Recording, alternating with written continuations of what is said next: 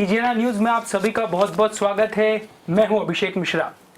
IPL से जुड़े हमारे इस खास कार्यक्रम क्रेजी क्रिकेट के माध्यम से हम क्रिकेट से जुड़े तमाम दिलचस्प पहलुओं पर प्रकाश डालने का एक प्रयास करते हैं।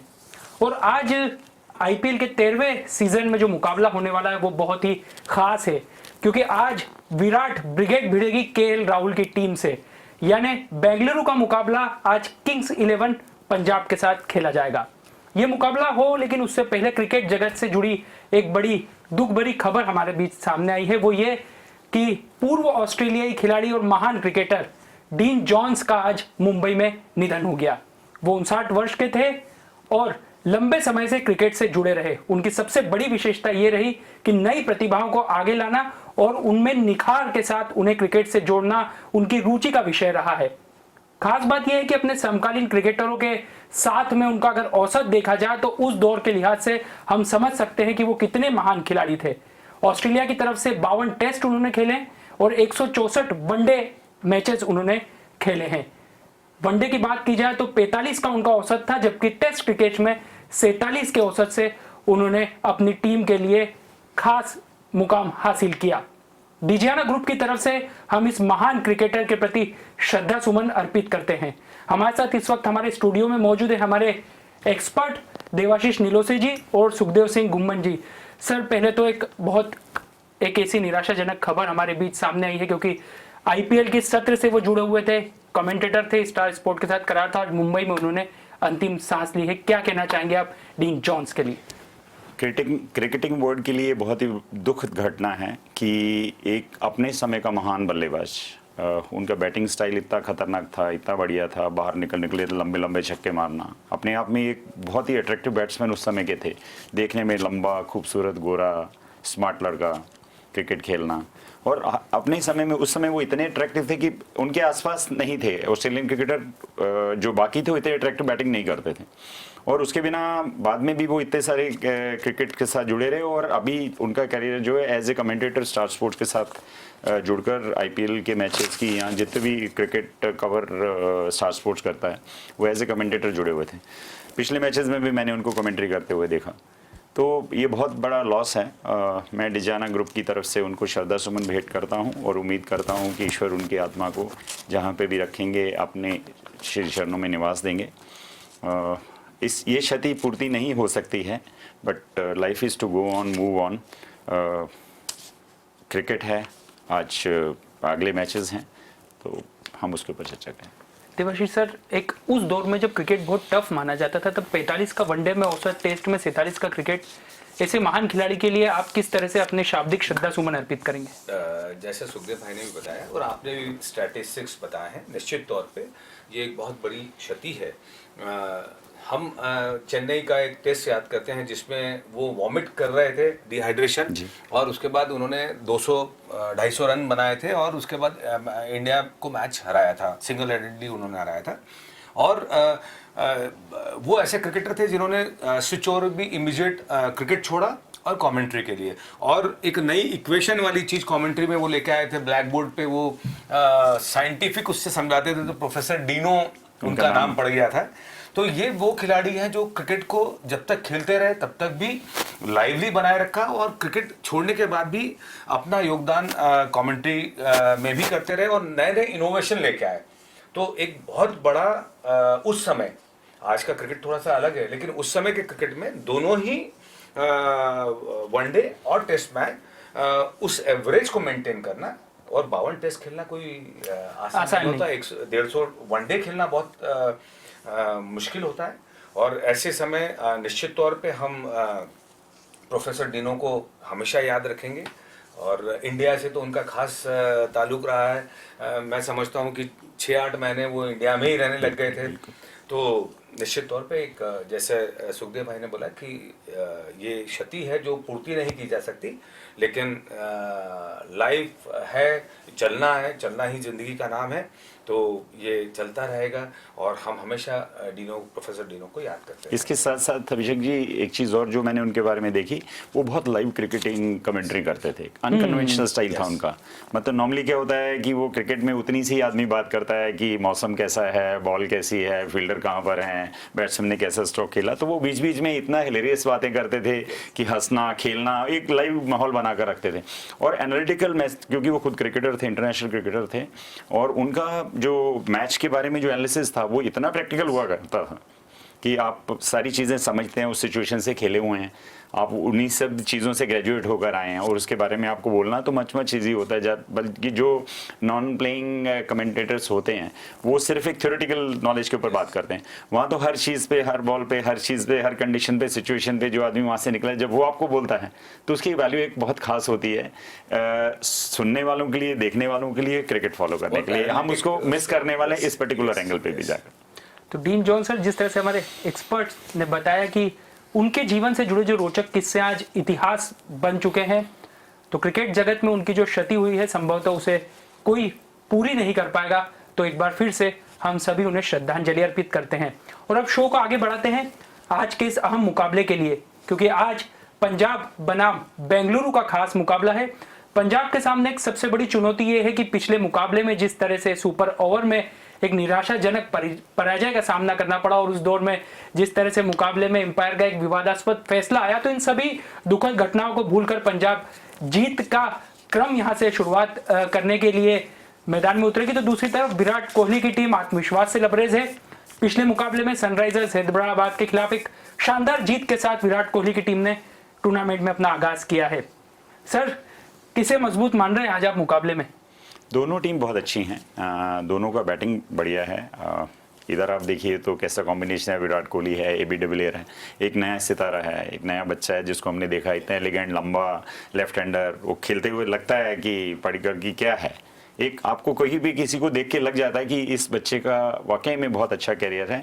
पहला मैच खेला, 50 बनाया, और जैसे कि हमने लास्ट टाइम भी बात करी थी कि आरसीबी अभी तक टाइटल नहीं जीता है। हाँ। तो कहीं ना कहीं विराट के लिए बहुत बड़ा क्वेश्चन है कि सर दोनों टीम ऐसी है। हाँ, दोनों ही ऐसी हैं। आज फिर वापस हैं दो, जो 3 मिसिंग हैं उन 3 में से 2 टीम ये हैं जिन्होंने नहीं जीता, तो दोनों को बहुत कुछ करने के लिए है। अगर पंजाब की बात करेंगे तो पंजाब के लिए बहुत ही लास्ट मैच निराशाजनक रहा कि उन्होंने जीता हुआ मैच हारा है, और अगर आप आरसीबी की बात करेंगे तो बहुत अच्छे कॉन्फिडेंस के साथ में वो मैच जीत कर आए हैं। और ये क्रिकेट में ये दिमाग में ये चीज़ चलती है कि आपने लास्ट मैच में क्या किया था वो प्ले करता है, तो उसको देखा जाए तो आरसीबी को इस मैच में बहुत बड़ा एडवांटेज है। सर, देवदत्त पडिक्कल के बारे में चर्चा बनती है, थोड़ी ज्यादा ही चर्चा बनती है, क्योंकि पहले मुकाबले में अपने मैनेजमेंट के साथ अपने कप्तान की आशा के अनुरूप प्रदर्शन किया, लेकिन जब एक बार सितारा खिलाड़ी बन जाता है तो एक्सपेक्टेशंस का जो एक वेट होता है वो उस खिलाड़ी पर होता है। तो आज ज्यादा चुनौतीपूर्ण रहेगा बल्लेबाजी करना उनके लिए, क्योंकि अब अननोन नहीं है वो खिलाड़ी। डेफिनेटली क्योंकि आपसे जो एक्सपेक्टेशंस हैं और जिस तरह से आप चर्चित हैं, और आपने पास्ट में डोमेस्टिक सर्किट में भी किया हुआ है, अब ये एक ऐसा प्लेटफॉर्म है जो बहुत बड़ा प्लेटफॉर्म है, और यहाँ आपने पहले मैच में आप पे फेथ किया गया टीम मैनेजमेंट द्वारा, और आपने उनके फेथ को, कप्तान के मैनेजमेंट को आपने फुलफिल किया। तो क्या होता है कि खुद से भी एक्सपेक्टेशंस बढ़ जाती है, फिर आपका सोच का दायरा बढ़ता है, फिर आप इससे ऊपर उठ के इंडिया के लिए आप खेलने के लिए फिर आप वो सब चीज़ें सोचने लगते हैं। तो 2 चीज़ें होती हैं यहाँ पे।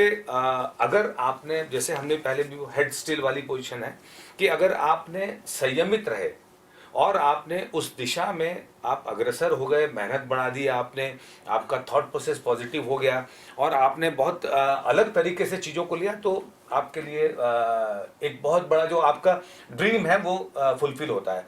वहीं आप इस ग्लैमर में, खासकर आईपीएल की बात कर रहा हूँ, इस ग्लैमर में अगर आप डूब जाते हैं तो आपके लिए फिर कमबैक करना बहुत मुश्किल होता है। क्योंकि मैं आपको बताऊं, मुझे पार्थिव से मेरी बात हो रही थी, पार्थिव पटेल से। पार्थिव पटेल ने बहुत अच्छी चीज़ बोली थी कि बहुत छोटी उम्र में बहुत कुछ पा लिया था, बहुत यंग था जब वो विकेट कीपर था। जब तक मुझे समझ में आता या मैच्योर होता तब तक मुझे मालूम पड़ा कि मैं बाहर, और डोमेस्टिक सर्किट में रणजी ट्रॉफी से इंडिया खेलना बहुत डिफिकल्ट है सर। मतलब ये पार्थिव के वर्ड्स हैं कि सर इंडिया में डोमेस्टिक सर्किट से इंडिया खेलना बहुत डिफिकल्ट है, तो मैं आज उस भंवर में फंस गया हूँ, मैं निकल ही नहीं पाया हूँ। तो ये सब चीज़ें हैं जो एक यंगस्टर्स को सोचने के लिए मजबूर करती है। और सबसे बड़ा आज के समय ऐसा है कि कोविड में वो ग्लैमर से दूर हैं, तो खिलाड़ियों के लिए एक अच्छा है कि अपना सारा ध्यान वो अपने परफॉर्मेंस पे केंद्रित कर सकते हैं। इसके साथ साथ अभिषेक जी मैं कुछ और ऐड करना चाहूँगा, क्योंकि वो पहले डोमेस्टिक सर्किट खेल के गए, उनके लिए एक ये बड़ा टूर्नामेंट है। और क्या होता है, जब आप डोमेस्टिक खेले हुए तो आपको कुछ ग्लिम्पसेस लोगों को पता होती हैं। उनको ये पता होता है आपने स्कोर कितना किया है, टेक्निकली आप कितना करेक्ट है, वो बहुत क्लियर नहीं होता क्योंकि आपने वो मैचेस वॉच नहीं किए होते हैं। आईपीएल में उनके पास इतने एक्सपर्ट्स बैठे हुए हैं जो बैठ के आपको सिर्फ यही एनालाइज करते हैं कि इस बैट्समैन की कमजोरी क्या है। तो आपके लिए एक बहुत बड़ा टास्क है कि यहाँ पर है कि आप आए हैं खेलने के लिए, आपको बहुत बड़ा प्लेटफॉर्म मिला है। पर क्या होता है, आप जब डोमेस्टिक खेल के आते हैं तो वहाँ पे एक आपको प्लेयर की क्वालिटी वो नहीं मिलती है जो आईपीएल में है। आईपीएल में इंटरनेशनल प्लेयर्स हैं, इनफॉर्म प्लेयर हैं जो खेल रहे हैं, उनको वो उसकी आदत है। ये नया है बच्चा जो है, पहले मैच में उसने बहुत अच्छा खेला और जितनी टीमें उन सब ने उसको एनालाइज किया कि ये इसकी कमजोरी क्या है। आपको आने वाले कुछ समय में ये लगेगा कि वो उसको खिलाएंगे ही वहां पे जो उसकी वीकनेस है। तो ये उसके लिए और ज्यादा इंपॉर्टेंट है कि वो उस पर्टिकुलर सिचुएशन को कोप अप कैसे करता है, अपनी वीकनेसेस को बचा के कैसे खेलता है। He has to do lot many things to show what he can do in this IPL. जितना बड़ा टूर्नामेंट उतनी बड़ी चुनौतियां, एक्सपेक्टेशन भी उतनी बड़ी। सर पंजाब में आज अपने सबसे खास खिलाड़ी को खिलाने की तैयारी है, वो है क्रिस गेल। और क्रिस गेल पहले बेंगलुरु के साथ खेल चुके, तो क्या आज घर का बेदी लंका ढा देगा? नहीं, देखिए फर्क पड़ता है। आप जिनके साथ में रेगुलर नेट प्रैक्टिस करते हैं, आपको मालूम है बॉलर कैसे हैं, क्या बॉलिंग करते हैं, कप्तान के साथ उसकी सोच क्या है, रणनीति क्या है। पर फिर भी क्रिकेट हर दिन नया होता है, नया दिन आएंगे, नया मैच है, नया डे है, नई बॉल है। और वो जितना है ये डेफिनेटली आपके एक्सपीरियंस के लिए काउंट करता है कि मुझे एक्सपीरियंस है, मैं उस टीम के साथ खेला हूँ, मुझे उसका माइंडसेट पता है, वो कैसे करती क्या करती है। पर अल्टीमेटली जाकर तो आपको विकेट पे ही खेलना है, और नए दिन, नई सिचुएशन, नई कंडीशंस, और क्रिकेट ऐसे ही खेलते रहेंगे और ऐसे जीतते रहेंगे। ये इस खेल की सबसे बड़ी विशेषता है। चीज ऐड करता हूं उसमें, किंग्स 11 के 8 खिलाड़ी हैं जो आरसीबी से खेल चुके हैं। कर्नाटक कोच भी अनिल वहीं से वो भी वहीं से थे और वो भी कोच रहे हैं आरसीबी के, और वो भी यहाँ शिफ्ट हुए हैं। और सबसे बड़ी चीज है कि आज के इसमें दोनों बहुत इंपॉर्टेंट चीज है कि केएल राहुल 2 रन चाहिए 2000 रन के लिए आईपीएल में, और वहीं डेल स्टेन को 3 विकेट चाहिए 100 विकेट करने के लिए। तो ये एक लैंडमार्क है, ये दोनों के लिए है। आपने तो सर मध्य प्रदेश की सियासी बात को क्रिकेट से जोड़ दिया, जिस तरीके से खिलाड़ियों को इधर से उधर किया। ये खेल की विशेषता भी है। वैसे सर आज रवि बिश्नोई को भी खिलाने की तैयारी में है, एक स्पिनर है। रवि बिश्नोई ने इम्प्रेस भी किया है, लास्ट मैच में जो बॉलिंग किया है वो बहुत अच्छा किया था, और हम उसको एक इंडिया का फ्यूचर भी देख रहे हैं कि जो बहुत अच्छा, बहुत हम्बल बैकग्राउंड से है। तो ऐसे प्लेयर्स को निश्चित तौर पे सही समय पे सही मौका मिल जाना चाहिए, ताकि वो जो उनमें एक अपार सीमाएं हैं, टैलेंट है, भरपूर टैलेंट है, उसको वो प्रदर्शित कर पाए। सर आरसीबी ने टॉस जीत के पहले गेंदबाजी चुनी है, तो कहीं ना कहीं ये बता रहा है कि विराट कोहली को अपने बॉलर्स पर भरोसा है, क्योंकि बाद में बॉलिंग करना विकेट पर थोड़ा सा टफ है, थोड़ा सा हमने अधिक मैचों में देखा। तो आपको लगता है कि विराट कोहली को ज्यादा कॉन्फिडेंस है कि बॉलर्स उनके पास में जो है बड़े एक्सपर्ट हैं? आज हालांकि उमेश यादव को की जगह आज सिराज को खिलाने की तैयारी भी है। नहीं, पिछले मैच में अगर आप देखें तो उमेश की परफॉर्मेंस अच्छी नहीं रही थी। 4 ओवर में 45-46 रन उन्होंने दिए थे, जो उस तरह के एक्सपीरियंस बॉलर के लिए, इंटरनेशनल इंडिया के लिए खेलता है, ज़्यादा थे। एंड ऑब्वियसली अभी क्योंकि इनिशियल दौर है इस टूर्नामेंट का, तो बहुत सारे कॉम्बिनेशन हर कप्तान ट्राई करना चाहता है कि ठीक है, आप अगर ऑफ डे हैं या प्रॉपरली फिट नहीं है तो दूसरे आदमी को चांस दिया जाए। और जहाँ तक सवाल है कि अगर आप टॉस जीत के पहले बॉलिंग करते हैं तो एटलीस्ट यहाँ पे हर एक बंदे को जो लग रहा है वो ये लग रहा है कि तो ड्यू फैक्टर मेन है कि बाद में बॉल गिली है तो आपको दिक्कत आएगी बॉलिंग करने में। सेकेंडली स्कोर में भी अगर आप देखेंगे तो हम जब सबसे पहली बार बोल रहे थे कि यहाँ विकेट जो है स्लो है, स्कोर ज़्यादा नहीं बनेगा, आप कल देखिए 217, 200, मतलब you can't expect anything more. 2020 में आपको 225 रन बना रहे हैं, सेकेंड टीम जो है वो बहुत 200 चेज करना उसके बाद में, एंड एनीबडी कैन विन। एक अच्छा, अगर किसी ने अच्छा ओवर बैटिंग कर दिया होता तो रिजल्ट कुछ और होता। तो मुझे ऐसा लगता है कि कोई भी कप्तान 2020 में अनलेस अनटिल आपको पता हो कि विकेट बहुत फ्लैट है और आप बहुत सारे रन बना सकते हो, वो ये चांस नहीं लेता कि जाकर पहले बल्लेबाजी करे।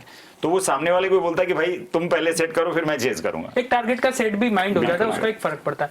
सर वैसे ताकत तो है, नवदीप सैनी ने जिस तरीके से जिस अंदाज में अपने पेस का उपयोग करा, बड़ी अनुशासित तरीके से डिसिप्लिन दिखाई दिया उनकी बॉलिंग में।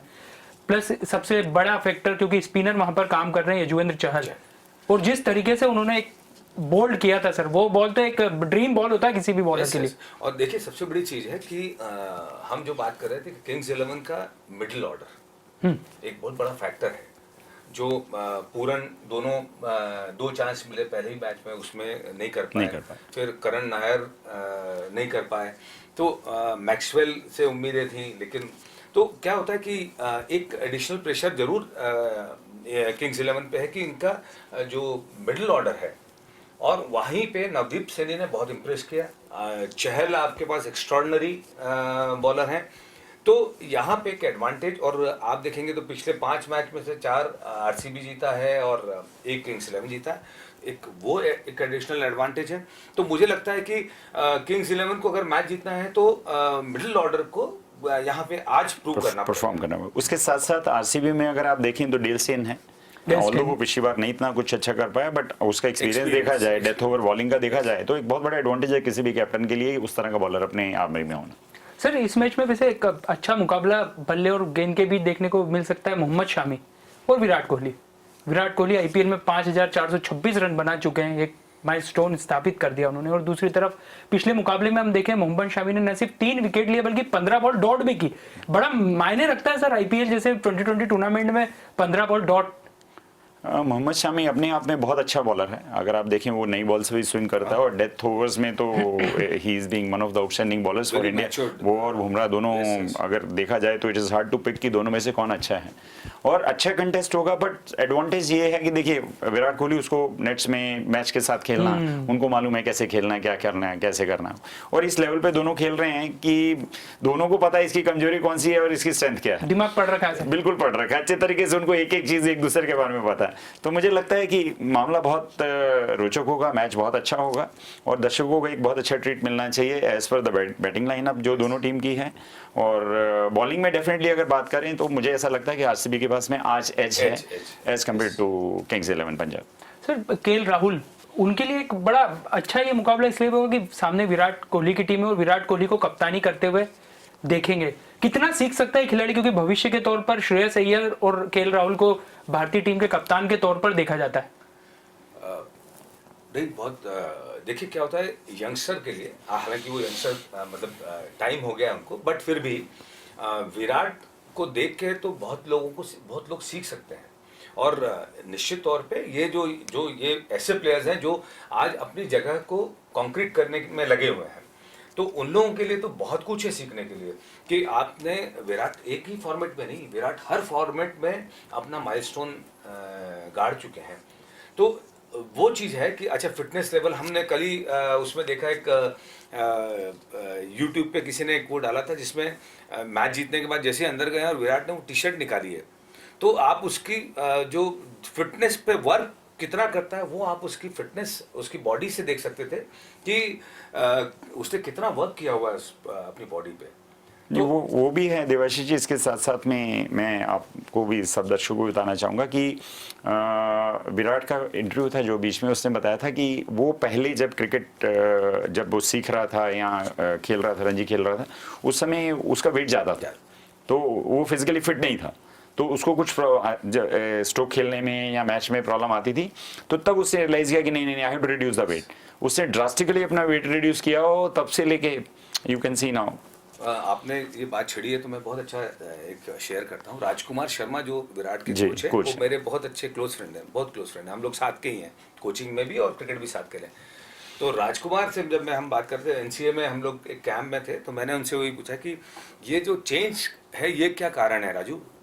तब उसने बताया कि इंग्लैंड में सीरीज चल रही थी, तब एंडरसन ने बहुत परेशान किया था विराट को, और विराट उस समय युवराज के इन्फ्लुएंस में ज़्यादा थे, तो नाइट पार्टीज और ये सब चलता था उनका, तो वेट भी बहुत ज़्यादा हो गया था जैसे आपने बताया। तो उस मैच में इसका फ़ोन आया विराट को कि सर आप कितना जल्दी आ सकते हैं।